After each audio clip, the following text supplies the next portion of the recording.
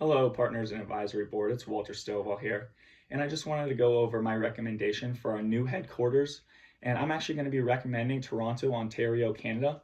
And I'm going to go over three reasons on why we should actually do that, along with a counter argument and then a rebuttal on that counter argument to make everyone see the whole scope of things and make sure we all are on the same page.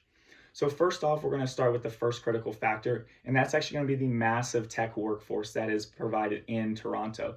They're actually top three in jobs alone in the tech workforce in North America, and they have the highest growth in the tech workforce in North America out of any city, which is just a great thing to hear. And you can actually see that in slide 2 in the chart there for top three and the workforce total. But it's just a great thing to have because we're never gonna have to worry about if John's gonna show up to work or if Mary's gonna be late to work. We're never gonna have to be worried about filling a position. We can just have it all in our back pocket and never have to really worry about it because there's so many people willing to work in that field just right in that city alone. Moving forward, our second critical factor is actually going to be lower costs on labor and operations. Starting with the labor, we're looking at just it's very basic. The average of salary for tech workforce and just all other jobs in our field is going to be a lot lower than most cities in America. We're going to save a ton of money doing that. And then part of the operations is we're not going to have to be paying these massive premiums on healthcare for our employees. They actually have their own system there in place by the government covering that for us. So we're going to save a ton of money. And with these two things combined, we can save upwards of 30% on just our cost, let alone from just the healthcare and the salary droppage. And moving forward, then we got number 3 critical factor, which is going to be actually the accelerated global talent. And they have a great thing called the Global Talent Stream. It's an immigration process in Canada, and it only has a 2-week processing time limit. And basically, it's when it's not a demand, or it is a demand driven, and it's not a lottery system. So we go and we can handpick these people that we want to bring in, these very high skilled immigrant workers, and we can grab them. We can get the process rolling within 2 weeks. We can have them boots on the ground working for us, doing their thing, and that is a great thing to have for us.